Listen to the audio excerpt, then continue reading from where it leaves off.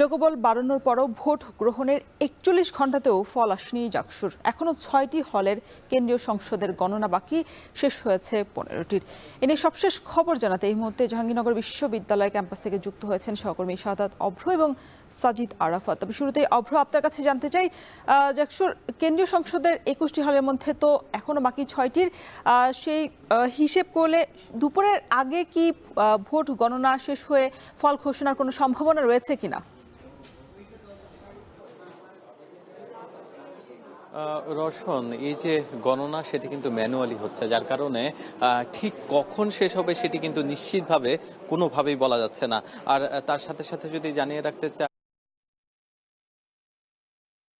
যেই হল ১৫টির কিন্তু হচ্ছে ব্যালট বক্স খোলা হয়েছে এবং এখানকার যেই গণনা সেটিও কিন্তু শেষ হয়ে গেছে।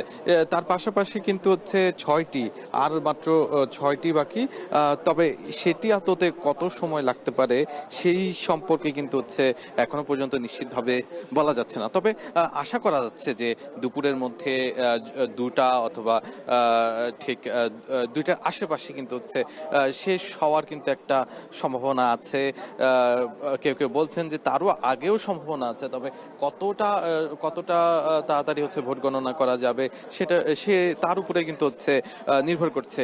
আর এই যে গণনা, সেই গণনা আসলে সুনির্দিষ্টভাবে কখন শেষ হবে সেটি আমরা জানি না। তবে হয়তোবা আমরা আশা করতে পারি দুপুর। এছাড়াও কিন্তু গতকাল যখন শুক্রবার রাতের মধ্যে কিন্তু জাকসু ও ২১টি হল সংসদের ভোট গণনা শেষে নির্বাচনের ফলাফল ঘোষণা করা হবে বলে জানিয়েছিলেন প্রধান নির্বাচন কমিশনার অধ্যাপক মোহাম্মদ মনিরুজ্জামান।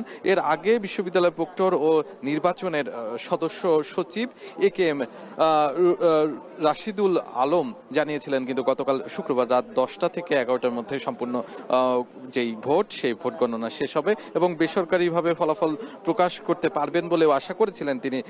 তার আগে তিনি গতকাল দুপুরে ফলাফল প্রকাশ করতে পারবেন বলে জানিয়েছিলেন। কিন্তু দুঃখের বিষয় হচ্ছে তার কোনোটিই কিন্তু এখন পর্যন্ত হয়নি। এই যে দীর্ঘ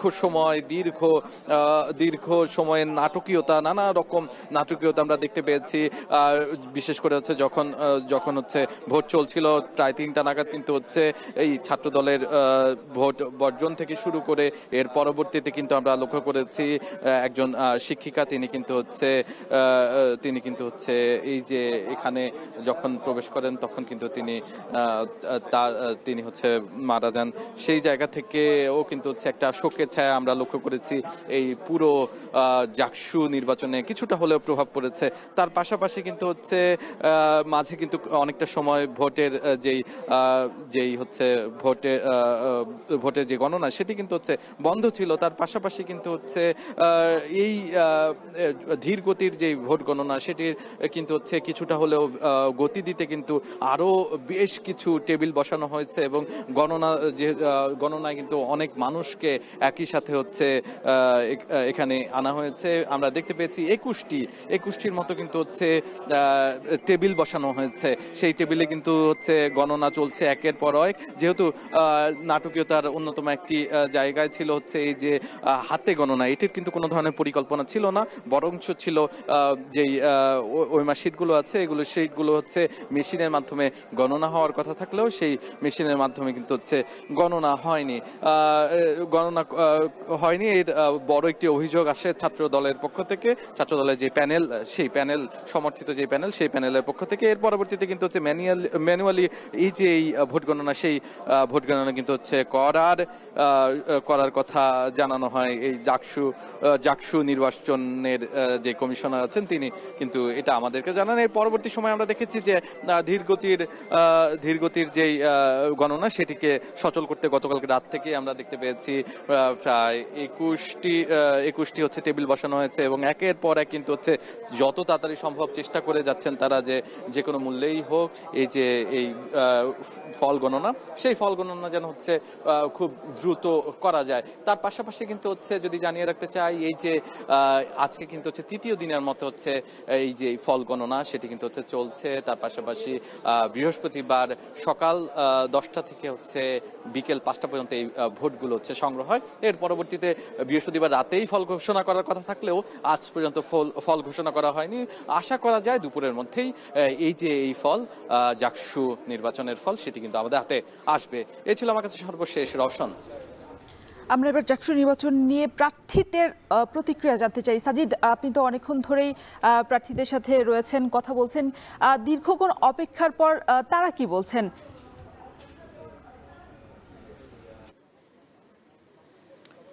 মোটা দাগে বলতে গেলে অপেক্ষা যেন এই জাকসু নির্বাচনে এসে নিয়তি হয়ে দাঁড়িয়েছে। কেননা শুধু প্রার্থীরা নয়, গণমাধ্যম কর্মী থেকে শুরু করে এখানকার সাধারণ শিক্ষার্থী অনেকেই এখানে অপেক্ষায় আছেন। সেই অপেক্ষাটা আসলে 3 দিনের।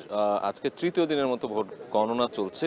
সেই গণনা শেষ হয়ে তারপরে আসলে ফলাফল ঘোষণা করা হবে। 21টি হলে যে ভোট গ্রহণ হয়েছে তার মধ্যে 15টি হলের গণনা সম্পন্ন হয়েছে। এখনও 4টি হলের গণনা চলছে, তারপর আরও যে বাকি 2টি রয়েছে সেই 2টির গণনা শুরু হবে। অর্থাৎ এই যে গণনা কার্যক্রম সেটি শেষ হতে আজকে দুপুর নাকি বিকেল গড়াবে সেটি আসলে কেউই বলতে পারছে না। কেননা এখানে ম্যানুয়াল পদ্ধতিতে গণনা হচ্ছে। সেই গণনা নিয়েই কিন্তু অনেকের মধ্যে একটি বিরক্তি রয়েছে। আমরা দেখছি দীর্ঘ অপেক্ষার পর অনেকেই এখানে অপেক্ষা করছেন। আমরা অনেক প্রার্থীকে দেখেছি গভীর রাত পর্যন্ত। গতকালকে দেখেছি আমরা ছাত্র শিবিরের যে কর্মীরা ছিলেন, যারা প্যানেল প্রতিদ্বন্দ্বিতা করছেন, গণতান্ত্রিক ছাত্র সংসদের যারা প্রতিদ্বন্দ্বিতা করেছেন সেই প্রার্থীরা ছিলেন, এছাড়াও স্বতন্ত্র প্রার্থীরা ছিলেন। সবার কাছে আমরা জানতে চেয়েছিলাম যে কেন এই প্রক্রিয়া দীর্ঘ হচ্ছে এবং এই ফল ঘোষণা দেরিতে হওয়ার ফলে তাদের যে মন্তব্য প্রতিক্রিয়া, তারা কিন্তু অনেকটাই কিন্তু অভিযোগ করেছেন যে এই নির্বাচন কমিশনারের যে অব্যবস্থাপনা, সেই অব্যবস্থাপনার কথাই কিন্তু তারা বলেছেন। এবং আমরা নানান ধরনের অব্যবস্থাপনা কিন্তু দেখে আসছিলাম একেবারে বৃহস্পতিবার থেকে। ভোট গ্রহণ শুরু হওয়া থেকে একেবারে 9টায় ভোট গ্রহণ শুরু হওয়ার কথা ছিল, অনেক জায়গায় অব্যবস্থাপনার কারণে সেটি পরে 9:30টার দিকে ভোট গ্রহণ শুরু হয়। সেখান থেকে আসলে এই যে অব্যবস্থাপনা সেটির শুরু। এরপরে ভোট গ্রহণের সময় নানান ধরনের জল্পনা কল্পনা, ভোট বর্জন থেকে শুরু করে বিভিন্ন রকমের সমস্যা দেখা দিয়েছিল। সব সমস্যা কাটিয়েই কিন্তু ভোট গ্রহণ শেষ হয়। তারপরে ফল ঘোষণার পালা যখন শুরু হয় তখন থেকে শুরু হয় কিন্তু আর এক ধরনের নাটকীয়তা। এখানে ছাত্রদল তারা ওএমআর মেশিনে যে ভোট গণনা হবে সেটিতে আপত্তি জানায়। সেই আপত্তির কে কেন্দ্র করে কিন্তু পরবর্তীতে ম্যানুয়াল পদ্ধতিতে এই ভোট গণনা শুরু হয়। সেখানে লোকবল সংকট ছিল। লোকবল সংকটের কারণে কিন্তু অনেকটাই মন্থর গতিতে এই ভোট গণনা চলছে। সেটি পরে বিশ্ববিদ্যালয় কর্তৃপক্ষের পক্ষ থেকে আবারও জানানো হয় যে লোকবল বাড়ানো হবে। লোকবল বাড়ানোর পরে কিছুটা গতি বৃদ্ধি পায়। তার মধ্যে একজন শিক্ষিকা মারা যান। এর মধ্যে একজন নির্বাচন কমিশনার এবং জাতীয়তাবাদী শিক্ষক ফোরামের যে সভাপতি সাত্তার স্যার, সেই শিক্ষক তিনিও কিন্তু পদত্যাগ করেন।